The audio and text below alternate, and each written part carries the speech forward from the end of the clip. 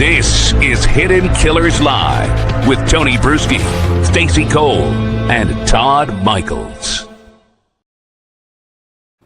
We have seen a breakthrough in the investigation of 9-year-old Melodee Buzzard over the weekend, at least in the boundaries of it being expanded. On November 7th, authorities in Santa Barbara County arrested Ashlee Buzzard, mom, on felony false imprisonment charges. That's the warrant. Bail, $100,000. And importantly, the sheriff's office says the charge is not directly related to Melodee's disappearance.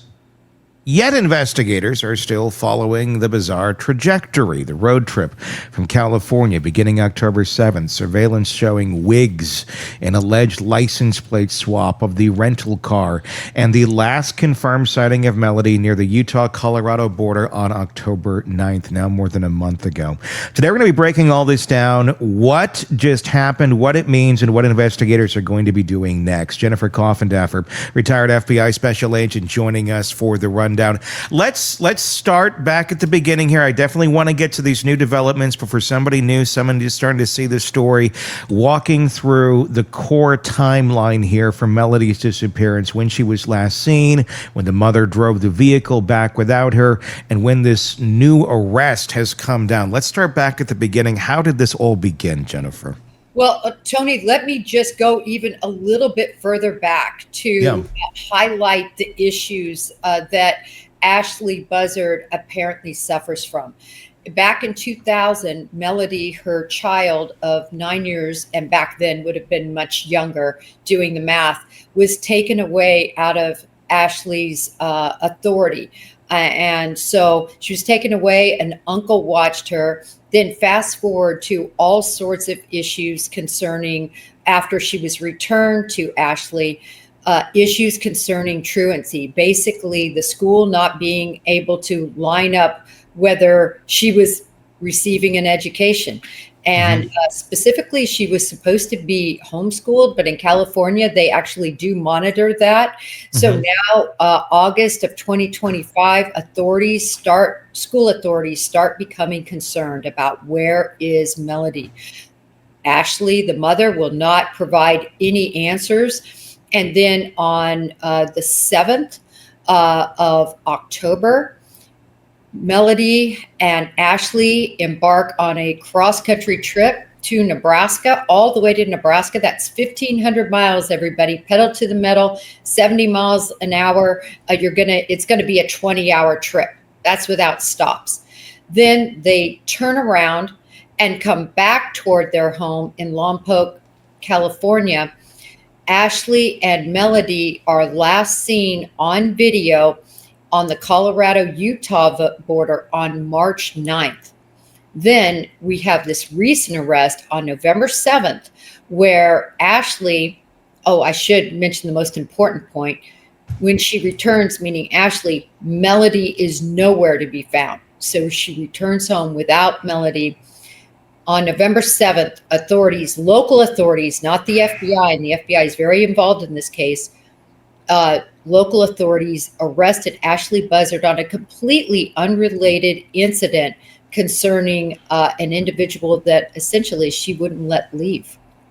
And that's the interesting part, and the false imprisonment. I mean, there's different angles and ways that can be charged. What do we know about that in itself? And they're saying it's not directly related to the disappearance. What do we know about this charge in general, other than what it's called? Right. We don't know a lot because authorities have been pretty closed-mouthed about the specific details. In other words, we don't know who the victim was.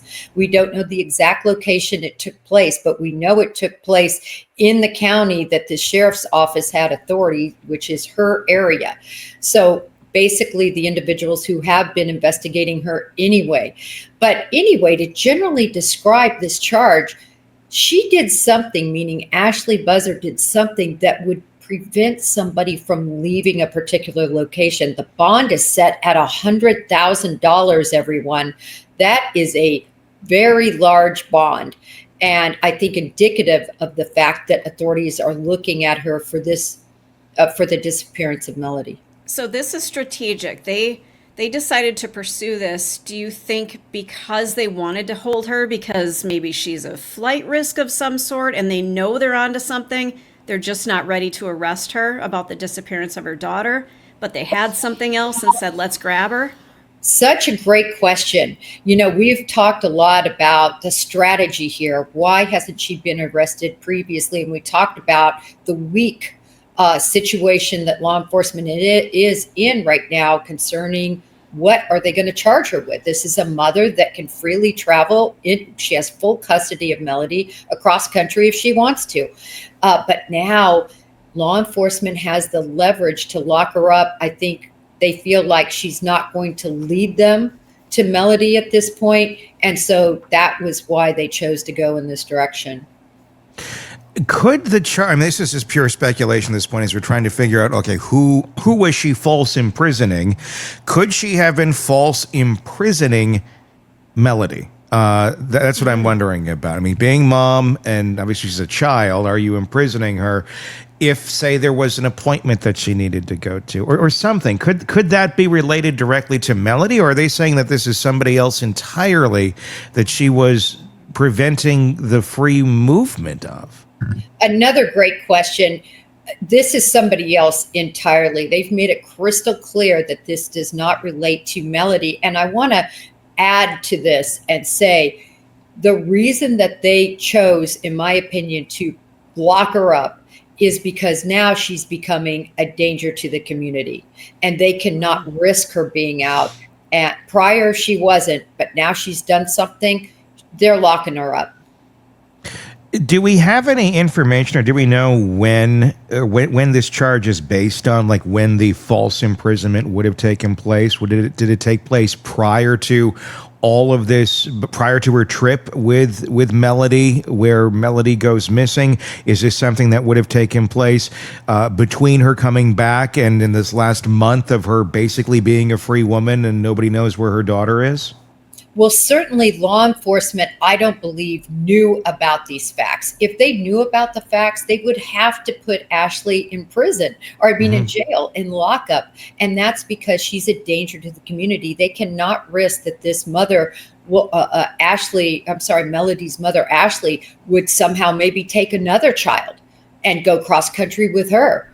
So for that reason, the minute they knew about these charges, they had to press charges. But to your question as to whether this happened long ago and they're just finding out, that we don't know. Because I'm wondering, I mean, they got to be, I'm sure they're investigating, they're digging here, they're talking to anybody and everybody that knows this woman and are getting stories. So I'm wondering if this is something that came out of one of those conversations of, I was in her house, we were having a like maybe it came from a family member. I don't know, just somebody who was in her orbit. And this kind of came out in the conversation of, and then she locked the door and wouldn't let me go. Wait a second, she did what? And I mean, could it have stemmed from something like that, where eventually, yes, the person is let go, but authorities can look at it as a claim of false imprisonment from someone else and then be able to press these charges? Can that be done just simply on one person's word against another? And how well could that hold up if there's not, anything other than one person saying she did this? Well, I will answer that question in the negative, no, because they're going to have to corroborate any sort of testimony or witness statement from anybody, Tony. You can't just have somebody coming forward, especially in a high-profile case like this, where somebody could just be wanting some sort of recognition or something in this light. You're going to have to look at all the details and corroborate that somebody was indeed falsely imprisoned before you press these charges. And the prosecutor is going to insist on that. So they likely have some solid evidence here that she actually did this to somebody. We don't know how, when, why, but they have enough where they said, okay, we can go get her, charged her on this. Why do you think it is that that was in lower hanging fruit? Then we don't know where your daughter is and you're not telling us either for a month? That the charges are easier to go and get somebody locked up for this. Meanwhile, there's a child that no one has any clue where the hell they are. It seems like that would be the lower hanging of the fruit, but apparently not. Right. It seems sort of backwards. But again, the big problem is Ashlee has legal custody of her daughter, Melodee, and she's allowed to take her cross country. She's even allowed to take her cross country and let her be with others that she approves. She has full control of 9-year-old Melodee.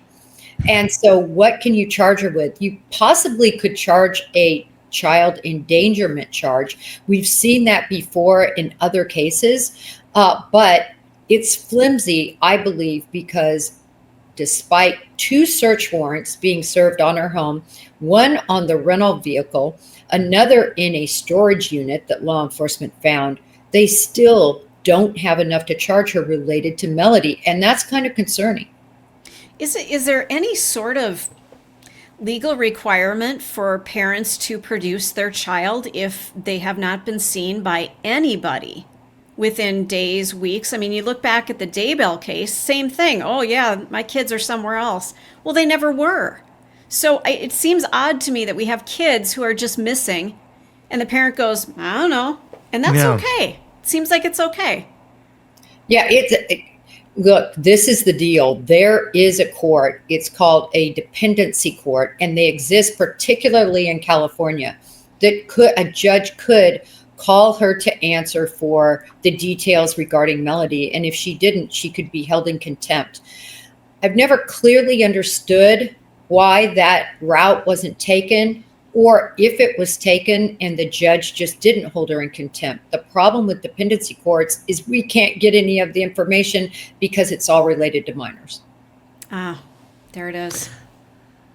I think it just blows everyone's mind, including mine, of the idea. I mean, I have full custody of my daughter. So essentially, I could drive anywhere I wanted to, drop her off with whoever I wanted to. And I don't have to tell anybody who that person is, why I dropped her off there, or answer any questions about it, other than I made this choice because I have full custody and no one else needs to know. That's pretty much the facts. That's disturbing as shit. It's kind of disturbing because you wonder who's really looking out for them. And we've seen CPS and DCS, and all these agencies drop the ball over and over again. I mean, it needs to be clearly stated here that certainly DCS fully knew of the issues. She had lost custody before. We know less than 2 years ago, her mother had received a call from CPS or DCS, the Child Protective Services Agency there in California, and had actually gone to Ashlee's house to check on Melodee and saw a house in complete squalor, saw, rancid food, eggs laying on the counter, she reported. And she was fearful that there was nothing to eat in the house and that likely Ashlee was feeding her child this. And this was less than 2 years ago. So this is a pervasive problem we see all the time. Authorities know, authorities allow the mother to maintain custody, and then we see a tragedy like this. It's like you're invincible, essentially, if you have full custody of your kid to a certain. I mean, and like that can be used in good ways if there's some sort of predatory type person or some sort of negative thing that's coming at you, and you're insulating and you're protecting your child. That's what these laws are essentially made for. But if you're using them in an ill way, if you're using them to protect yourself while you're in fact harming the kid, the laws also apply there too. And then insulate exposing the depravity of what's going on with your child to the rest of the world because the laws are essentially insulating you from that. That seems like a very big issue that I'm guessing far more than Melodee or her mom, Miss Buzzard, Ashlee Buzzard, would be taking advantage of here. This seems like a giant loophole. And we've seen it in other cases too. Why is it that we don't have anything like you were talking about, that court that could step in and say, please give us information on your child? It seems like the wheels of motion to get any answers there would move far too slow to actually prevent something horrible from happening if the kid's sitting out there, which is now more than a month in God knows where. Yeah, no, you bring such a great point up, Tony, and I'm going to add to it again and say, let's consider this too. These individual parents who harm their children. Another thing that they use is this whole homeschooling ideal. You know, they love to say, yeah, I'm homeschooling my child. Well, why? And I'm not talking about all parents. Well, let's be crystal clear about that. Yeah. I'm just talking about the parents that use it as really a ruse, if you will, because they're beating their children. The children are emaciated, you know, everything else that happens to these poor children. And the last thing they want are their children to be seen in a school setting and to get reported. So what do? We're going to homeschool. And because they have full custody, as you were just talking about, they can do whatever they want. Yeah, there's accountability when a child shows up at school and they haven't eaten, their clothes aren't clean, they're not clean. Things become really apparent. So it does make sense to pull them out of school. Nobody's going to be watching them. And that's where there's a flaw in the system. There needs to be that accountability, even if you're homeschooling, to produce your child once in a while, you know? Well, and here's the other sick reality of the whole system is if you get caught for having an emaciated child and not taking care of your kid, the kid's going to get taken from you. Maybe. Maybe. That's a big maybe. Depends how busy their workload is that day. And that's true. But if it does get taken from you, you know what the next move of the system is? Family reunification. Like, across the board, no matter what. The best thing for this kid is to get them back in that shitty house that we just rescued them from. Because after we get this parent into this class, God knows that's going to change everything. They're suddenly going to decide, maybe I should stop abusing the shit out of my child and feed them and stop hitting them and torturing them. That little class will take care of that, so let's reunify that shit. The system is designed to basically, if you're a predatory parent to your own child, well, it's Candyland. The game is easy to keep going up at the top of that board because the system works to your favor, not to anyone else on the outside trying to get in and say, there's a problem here. This kid needs some help. And they know it. These predators know it. I'm going to throw out the name of Kinsley Welty. For those of you who don't know, and this is a perfect example of what we're talking about here. Again, DCS well involved, knowing there were serious issues, and this child was reunified, thrown back in. I shouldn't say reunified. I don't think they ever actually took her. They just put her under, they would make home visits. Well, they home visited her and said the home was fine. And guess what? 5-year-old Kinsley was 20 pounds. Oh my God. Covered in feces, covered in insect bites, hadn't been fed, kept in a closet for years upon years, had her rear end taped shut with duct tape. And yet authorities were visiting and authorities were going there. It's mind-boggling. Obviously, she died recently. And it's just sickening what is happening. So, sorry. No, it's true. I mean, this reunification bullshit is utterly insane. I see it. I'm watching it right now. I'm watching the system work its magic in something in my world with a friend. And I'm seeing the system utterly just completely work against the well-being of the child because there's a CPS worker that wants to check a box and basically say, look, we got reunification because that's what the goal always is, no matter what sort of evidence exists to the contrary, that this is a massively horrible choice for where this child should go.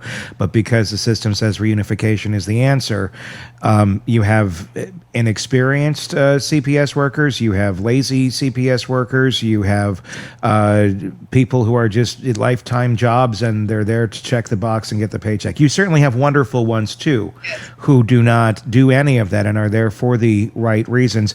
But you also have a mix of shit in there as well. And it's really, again, it's complete luck of the draw depending on who the kid gets as a caseworker. But that system never seems to work to the health of the child. It's always to the detriment and to whatever the system, the bureaucracy says is going to be the best course of action.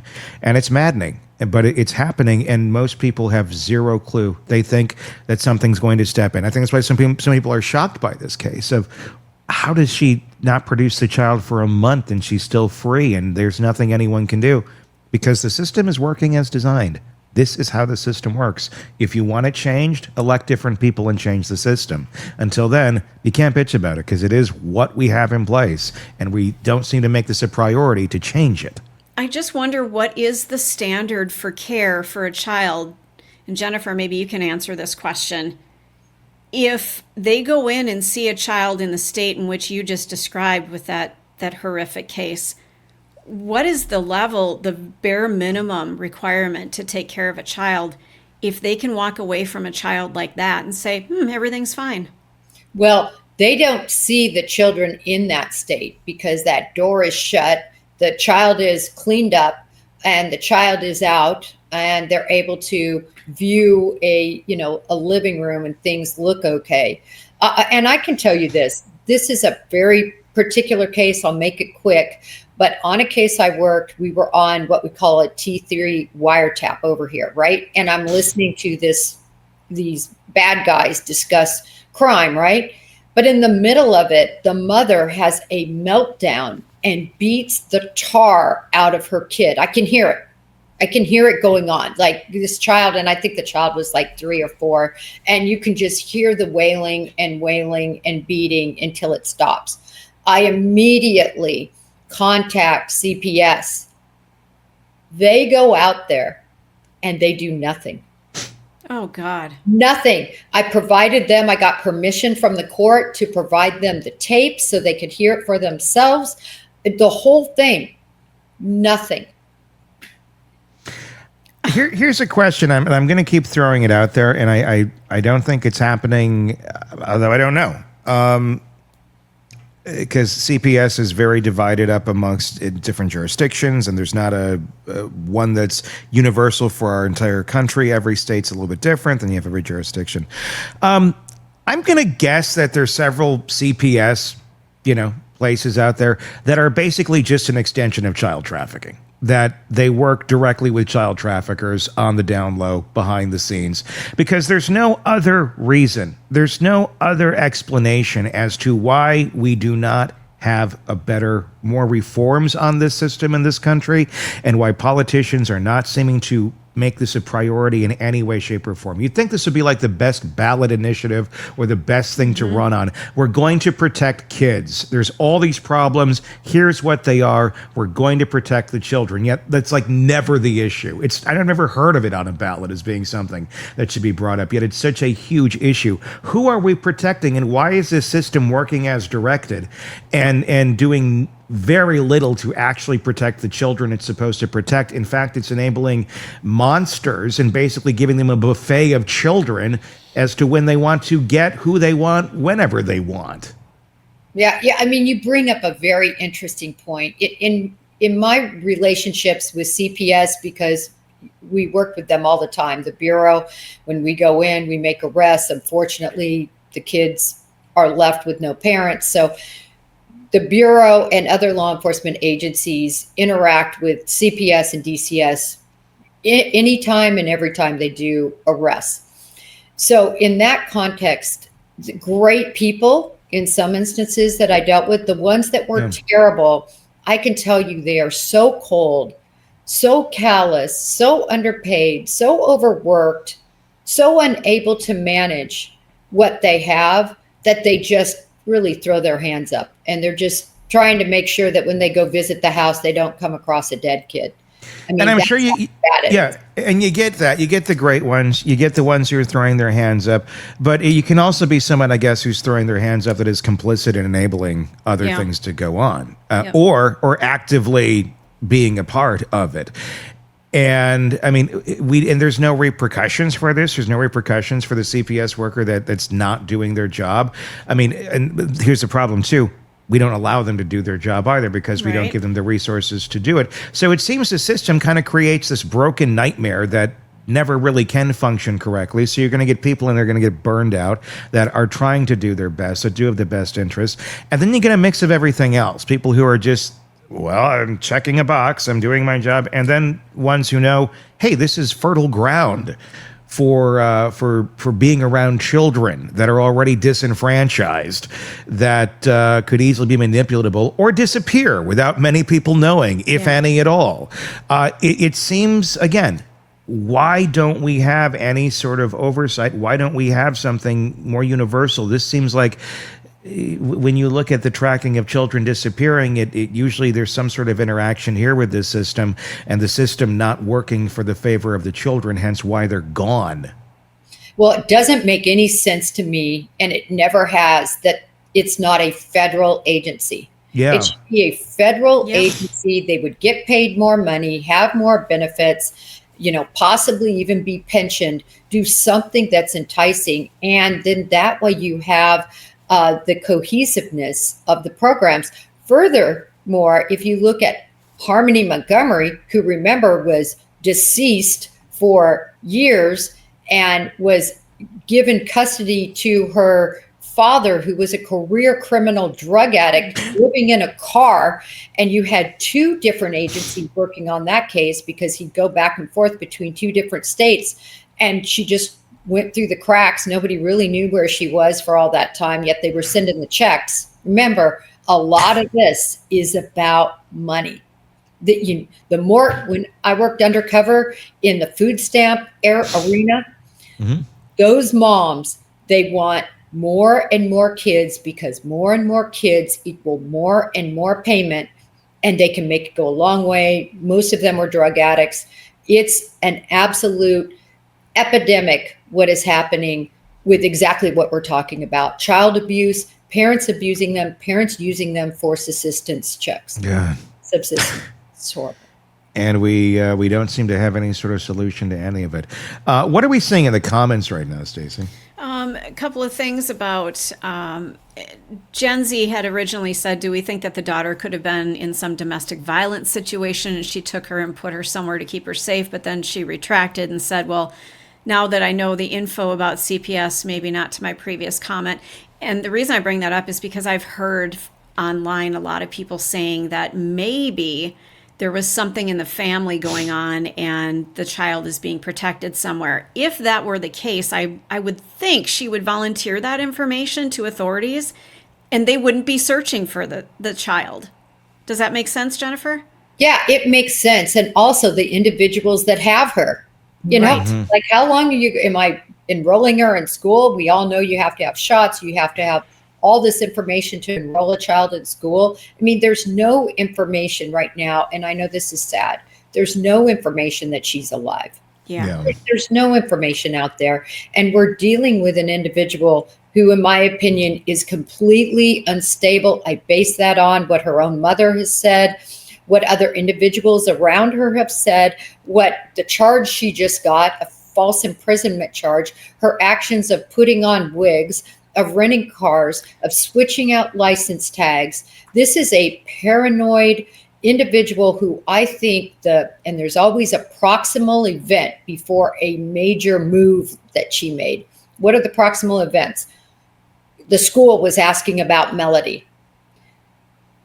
She is concerned that they are going to come and take Melodee, I think. And so what does she do? Because again, this isn't her first rodeo.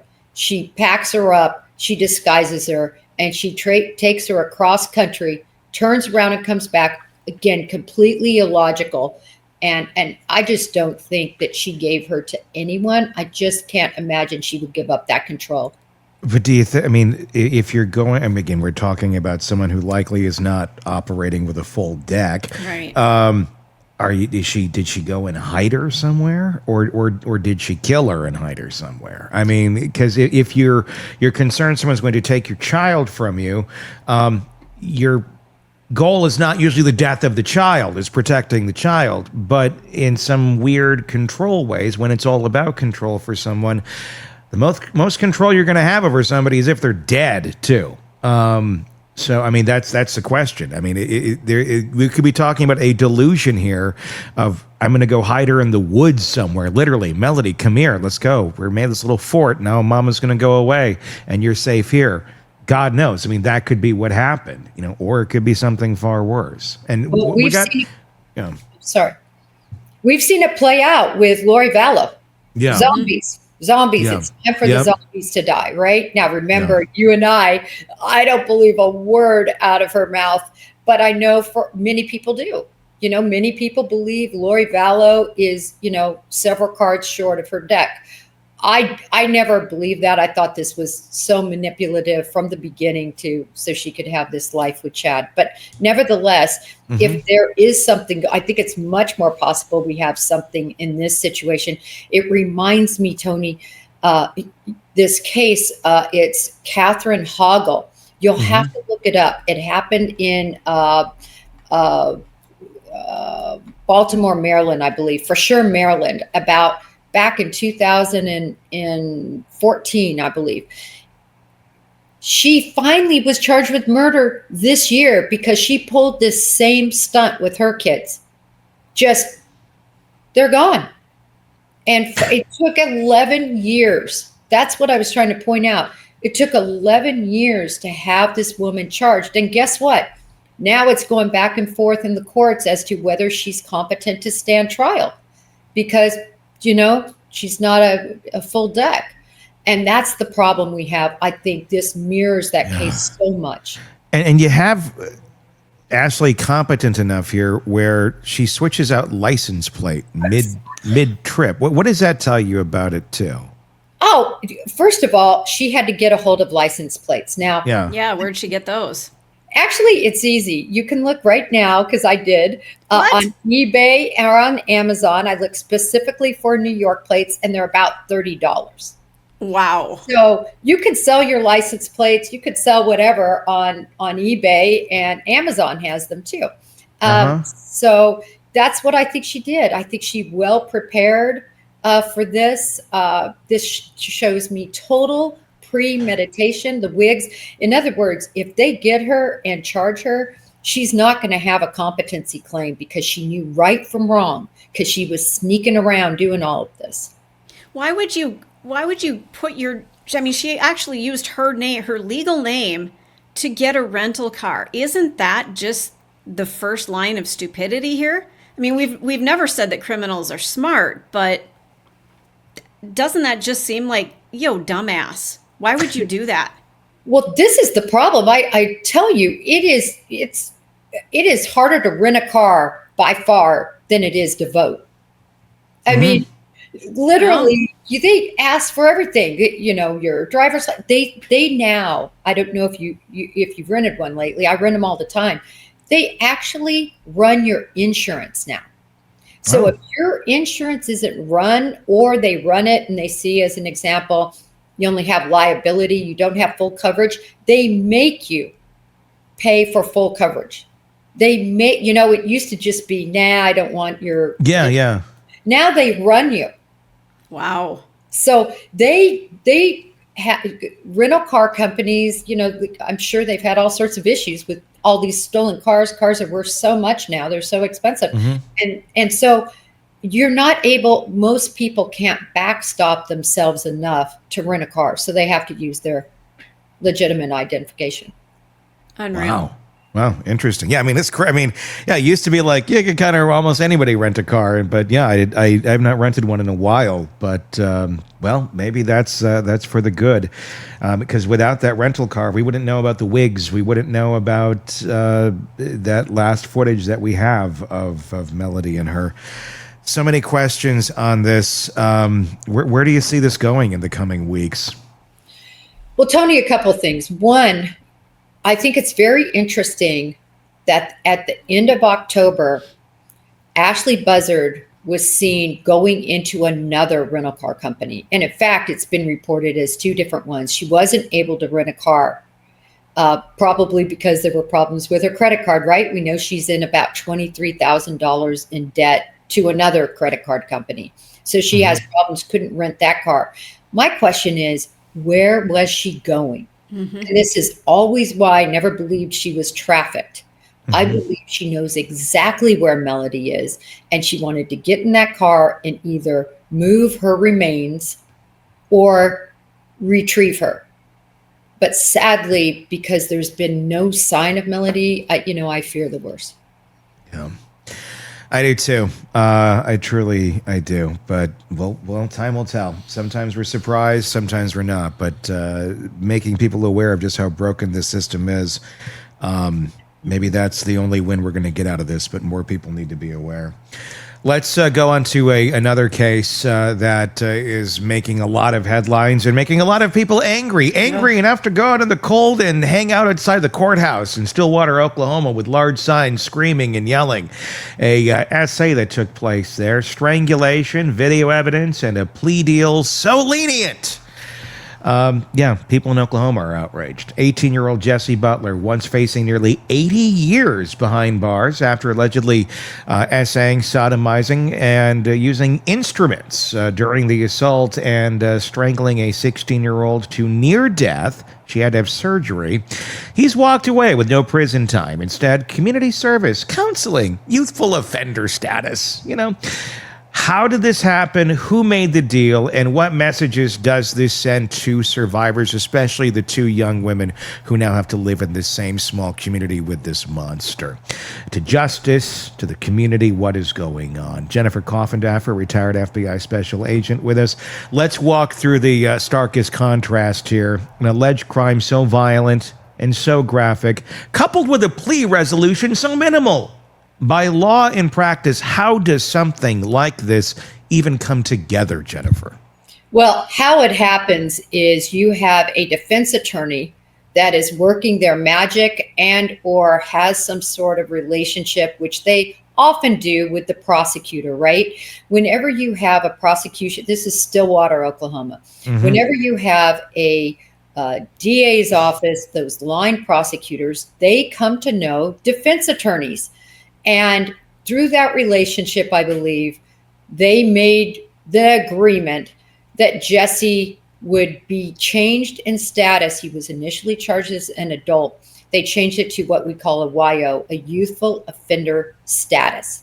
That then put in motion having him not get 1 day behind bars, which is sickening. And the judge approved it. By the way, female DA, female judge. Yeah. Jaw dropping what happened here. That's what really makes me go, huh? And I told this case over the weekend to some folks that we were discussing, and I'm like, and it's a female DA and a female judge. Like, what the hell is happening here? I mean, is this people? It's not even following the letter of the law. It's not like, well, these are the only paths we're allowed to go down, so we have to go down them. They have levers they can pull. This happened to be one of the levers they could pull. Youthful offender. Technically, it was available. Youthful offender status does exist for certain crimes. This probably would not be one of them, but technically it's on the menu, right? This isn't stealing a candy bar for F's sake. I mean, no. To me, this just screams somebody in the family is prominent in the community. Therefore, we're just going to do a little slap on the wrist and, stay out of trouble and you'll be fine. We'll take care of you. That's what that screams to me. Well, off base? Well, no, I don't think you're off base. It's hard to tell in this case whether the judge had exactly what the judge's ties were. But it is interesting because some judges, they just are clueless as to the decisions they make and what that leads to. I'll give you an example. The case Baby Haro, Emmanuel Haro. That judge literally gave somebody who beat somebody so far to death, her name was Promise, his little girl, so far to the point of death that to this day, she will never walk, she will never talk. She unfortunately has been so damaged. And that judge says in court, this is all available to see, essentially, okay, listen, you messed up. Listen, if you mess up again, you got 6 years hanging over you. So please go out and be a good guy. That guy didn't get any jail time either. And you're seeing the same thing here. So is it just the stupidity and the incompetence and the, a judge that has never seen the realities of this that hands down the sentence, or is it something more devious, like you're alluding to, that there was some sort of quid pro quo or deal arranged? I've seen people get more time for marijuana possession Oh, yeah. than for this shit.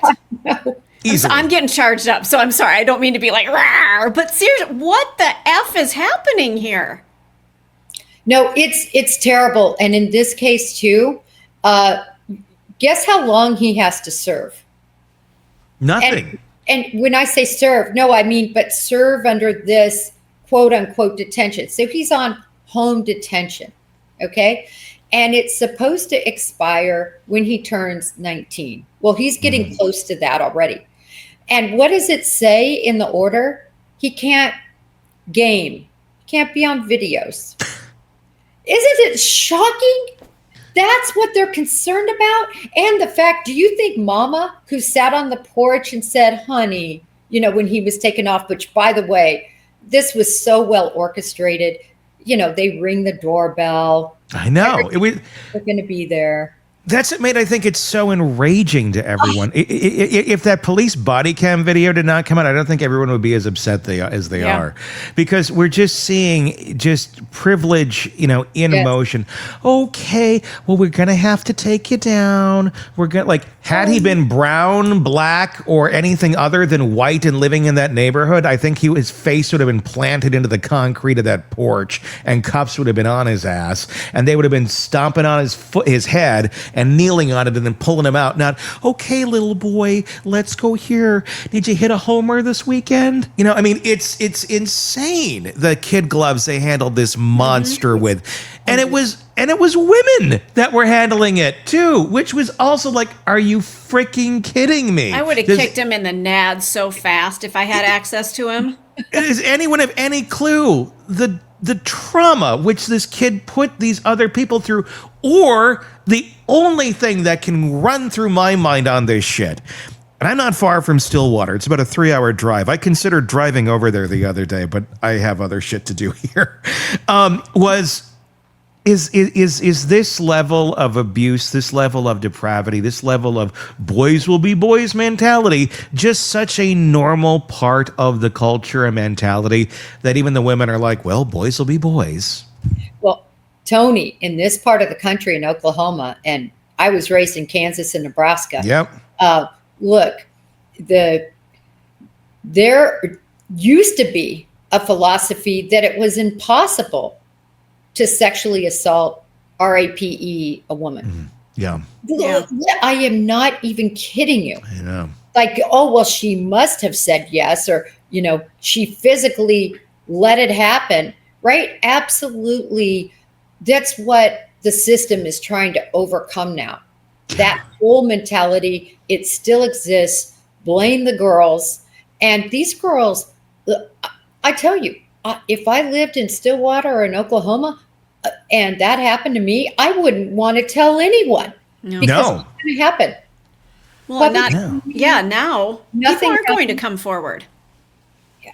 It's tragic, the ripple effect this will have on other cases. Yep. I hope that DA is removed. I hope that judge is removed.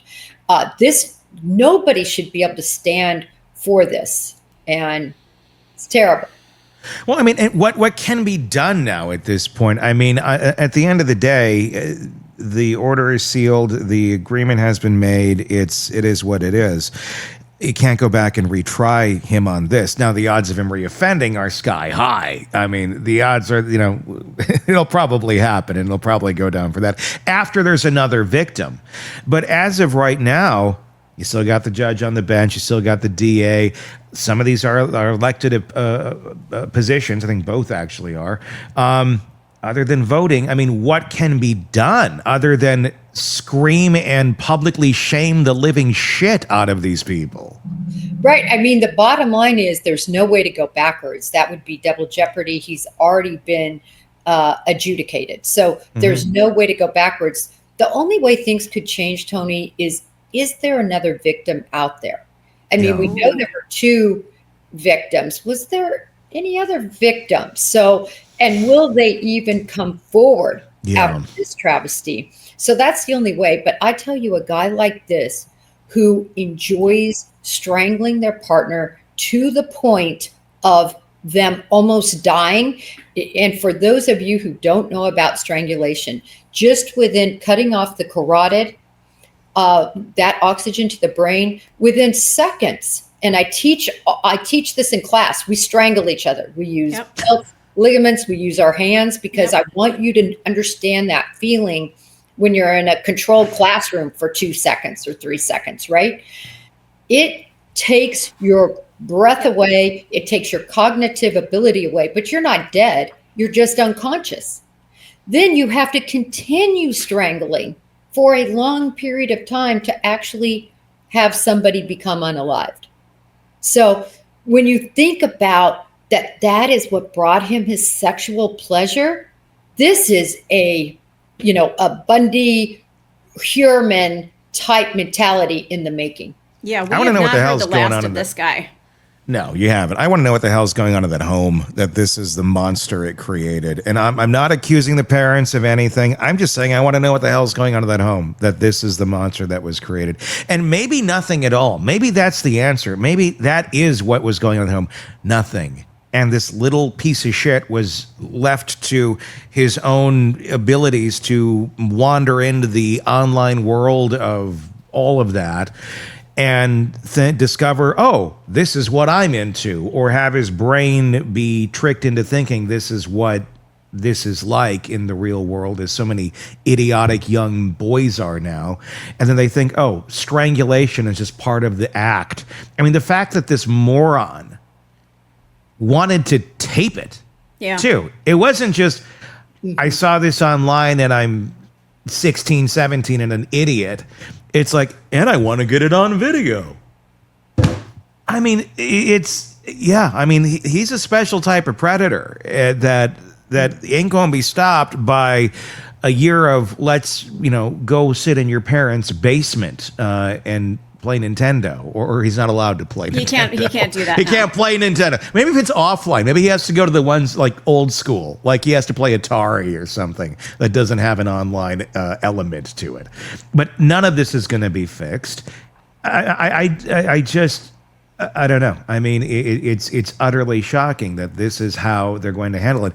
But your point being, if there is another person out there, if there is another victim out there, trust me, you will be heard. This system does not want to look as shitty as it does right now. Yeah. And if one more person out there was violated by this creep, even at the smallest of levels, please come forward. You can be the one that puts this fucker away for the rest of his life. Because I think they're probably chomping at the bit for that to happen so they can go, something needs to correct this horrible, horrible decision that we have half the villagers with pitchforks and flames out in front of our law office for, or the courthouse for. Well, and don't forget, too, one of the things that I saw last week, and I saw even more of it this weekend, is there is an online presence of women with pitchforks. They've put pictures of him, videos of him, talking to moms, daughters, sisters, anybody who has a woman in their life. If you are anywhere near the vicinity of this man, this boy, this child, whatever you want to call him, this monster. He's a man. He's 18. Okay. Don't date him. Don't talk to him. Avoid him. I mean, this guy, he is plagued forever. If anybody has an online presence, they've seen the videos. I've seen them so many times I can't even count. And I'm not even anywhere near Stillwater. You know the reason, though, I'll say he's not plagued? If they decide to move, it literally, all it takes is going into a courthouse and changing his name. He can officially get a name change. It's so easy. Just walk in, say you want your name changed, and walk out, and you're a different name. He can change his appearance to some degree. But I can tell you, as you guys know, unless you're a true crimer, I say this all the time, unless you're a political advocate, unless you're a newsie, so many people, if you walk on a plane right now and say, has anybody heard of Jesse Butler? I promise you, maybe no one will raise their hand. No, you're right. You're exactly right. But in that community, everybody knows him. So at the very least, his life is hell. and he's going to have to move if he wants to have any semblance of normalcy, and he's going to have to change his name. And every time he says his name for the rest of his life, he's going to know why he had to change that name, and probably have to change it again and again and again and again, because people like this don't tend to change. So I'm glad. And here's the other fun part of the world we live in.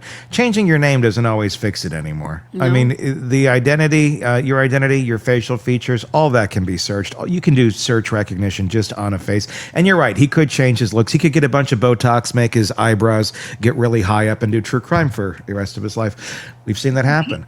But whoa! Wait, what? See what I did there? Wait, what? Did there? Anyway, I got it. little Botox changes everything. But the thing is, I mean, he could do those sorts of things, but there will be a level where this will follow him. I hope, anyway, for the rest of his life. An interesting thought I had on this too, and I'm curious to get your take, Jen.